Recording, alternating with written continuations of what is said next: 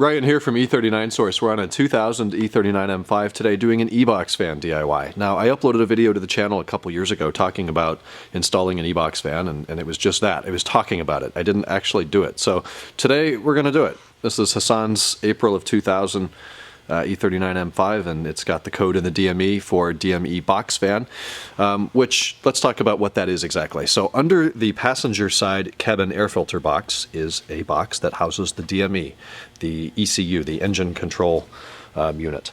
There's a lot of electronics and relays and a ton of wiring in there, and there's a little fan in the bottom of the box that ventilates the box as those electronics work for hours on end and generate some heat. So when the motor in that fan eventually dies, it throws a code, and the fan should be replaced. It won't always cause electrical issues or ECU failure, but it could.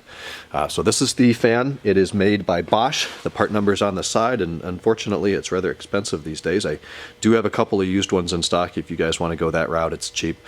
Feel free to send me an email, ryan@e39source.com.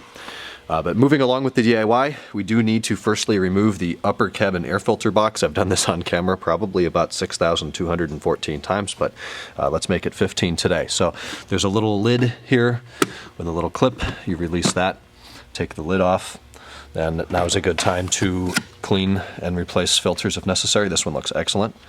Then we have a little clip here at the bottom. We wriggle the clip off like that. Safe dry location as always. Then there's the piece of trim that lifts right up, or the weather stripping. Then there's 3 tabs here. Those come off. You can take the box like this and just wiggle it up and out of the way. This now reveals the DME box, which is held in with 4 Allen screws. We'll get a size on that in a moment. I want to say they are 5mm Allen bolts. You want to be careful with these. So the box itself is plastic. Also, I'll give you a warning, the corners on the back and the side of this box are really sharp. Even if you wear like plastic painter's gloves or something, it will easily go through that. It will cut your hands. Ask me how I know. So be very careful with that. But the screws, the lid of the box and the body of the box is plastic, and then there's metal rivets put in with the threads that allow the screws to thread into that. If they stick, then it just strips. And I found the best way to get around a stripped screw is to just put it on a gun and just buzz the hell out of it. The plastic melts, it comes out. Then you can coat it in glue and put it back in there. So it is indeed a 5mm. We're going to put that on a gun and remove a total of 4 screws. 1, 2, 3, and 4. A little pro tip here, you can actually put the E39's hood in what's known as service position, and that is done by disconnecting the hood struts from one of either where they attach to the hood or where they attach to the chassis. It's a little bit easier to get to where they attach to the hood. There's this little clip on the north end of the hood strut that needs to be released or pulled out. It disconnects, have another person hold the hood, it is quite heavy, and then you rotate it up until it's nearly perpendicular to the rest of the body. That will allow 2 holes on the hinge to line up, and then we use these 13mm M8 or M10 bolts that thread through there and hold it in place. Now you could just shove a bolt in there and hope that it holds, but probably want to have the right one. So that buys us a lot of room since we're working over here up on the firewall. There's also this ground to disconnect. You can either remove the 10mm bolt here or unclip it from the little plastic clip. Just leave the plastic clip alone. It's kind of careful. That's right. Brittle, so. Yeah, I forgot about that. You got to take the ground off. Anyways, we've taken the 5mm Allens out, and the box opens up from the front very easily. Again, be careful of these edges. They're quite sharp. Around the back, annoyingly, kind of out of reach, there's 2 tabs. These actually might be broken because it's not fighting me. The first couple times I did this, there's 2 little hooks, tabs, clips, whatever you want to call it, on the back of the box. I spoke too soon. That hold the lid to the lower part of the box, and they're just a pain to wrestle with. And yours are broken, which is excellent because we don't need those. Anyways, that gets us inside the box. We can see the DME itself. It has several electrical connections going into it. I recommend at this point you take a series of photographs of all of this so you know the right way that it goes back together, where each relay goes, wiring, which wires are on top and which ones are on bottom, because essentially all of this needs to come out of this box. The fan is all the way in the bottom, which is super annoying.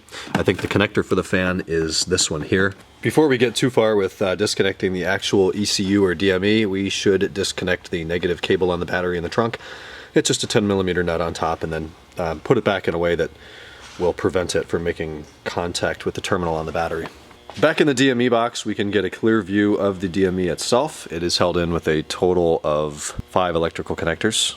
So we can start at the far right. They're all kind of different, so they're only going to go back in one place. There's a tab in the back on this one that my fingers are just kind of too fat to get to. I guess I can. So squeeze the tab and pull it. Then you have one like the navigation cable that has a little tab, and then you depress that and slide the arm over, which pushes that connector out of the way. The next one's the same thing. We press the tab and slide the arm, and that one comes out. And then I think the next two are pretty much just like the first 3 we did. So once we have all of them disconnected, we'll see that there are some black plastic tabs that just hold the DME down in the lower part of this box. So we'll just pry those apart a little bit and lift the DME straight up and out of the box, putting it in a very safe location. With the DME out of the way, we've just got a couple more electrical connectors to disconnect.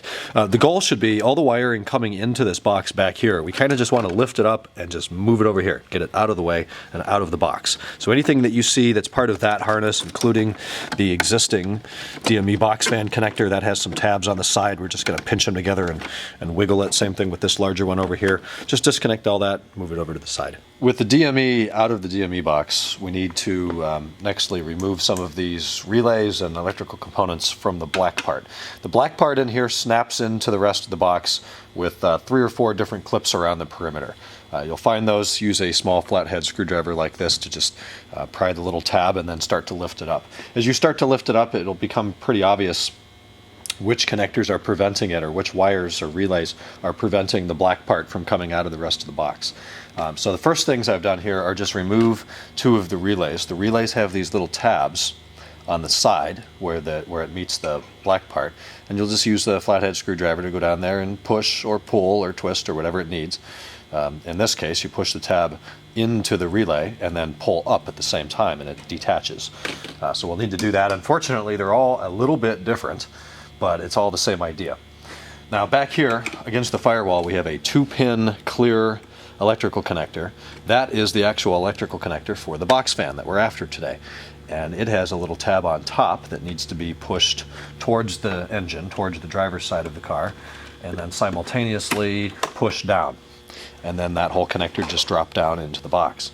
This is going to be the same thing, this big, there's a total of 8 pins in there, except there's 2 of them. So maybe we'll need a second tool or a second set of hands, but both of them will need to simultaneously be pushed back towards the cabin while pushing that connector down.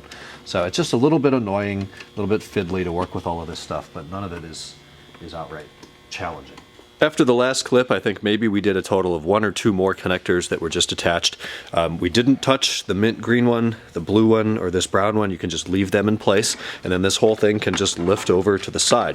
One that I did, it was right back here. It has big red wires going into it. That one pulls up instead of pushing down, or it pushed down instead of pulling up, whatever the opposite of what you'd expect.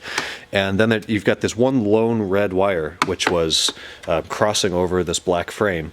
And the solution to that was just pushing the tabs together and disconnecting it.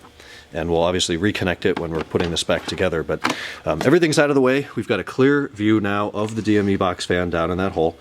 Nextly, it's just held in with those 2 Phillips head screws. So we'll get a nice long Phillips head driver, take those screws out, separate the little hose. The hose is where the fan actually gets its fresh air supply. We won't really need to mess with that other than taking off the 2 screws, which lets us remove this little half moon piece and then replace the fan and put it back together as we took it apart. There's the old part. And there it is. Probably original, right? It's a 2000, April 2000 part. So it's very self-explanatory how that works. How much does that stamp cost you? It's like an extra 100. The BMW logo is an extra $100. Yeah, don't do that. Buy the Bosch, if it exists anymore. They're no longer available, so you're gonna have to get the BMW one. Yeesh. And all of this is just a motor in there, and like it's a simple part, but yeah, that's BMW for you. Looks like an electric turbo. The new fan goes in just as the old one came out. No big deal. It just kind of points up like that. So at this point, we're ready to line this up again, snap everything back in, kind of refer to the pictures that you took before, and get everything plugged in how it was previously. Before we go ahead and install the lid over this, reconnect your battery, make sure, double check all connections, plug in the battery, turn the key, car started right up, sounds great, no codes, no lights. So we're all set. You know, all of this was really pretty simple. Just be sure to take some pictures before and after, and this probably took us about 30 minutes and we're in no hurry. So we're going to line the lid back up, put the bolts back in, reassemble the lower airbox. I'll give you a tip on that in just a minute, and then we're done. As the cabin boxes go back in, there is a seam where the cabin box meets the lower windshield cowl, and the windshield cowl needs to sit on top. Think about the way water's running down, gravity's bringing it down the windshield over the cowl. It needs to go from the cowl and easily spill into this tray, where it's then drained out through the fender liner. So just make sure you have that kind of sandwich or order of operations right. It's the same thing on both sides. The cabin trim and all of the cowl trim up there all goes back together as expected. Make sure you get your little clip back there and your weather stripping and all of that, and you're all set. That is the end of the DME Box fan video. Thank you guys for watching. Leave any comments or questions down below, or feel free to email me, Ryan at e39source.com. Talk to you in the next source video. Take care.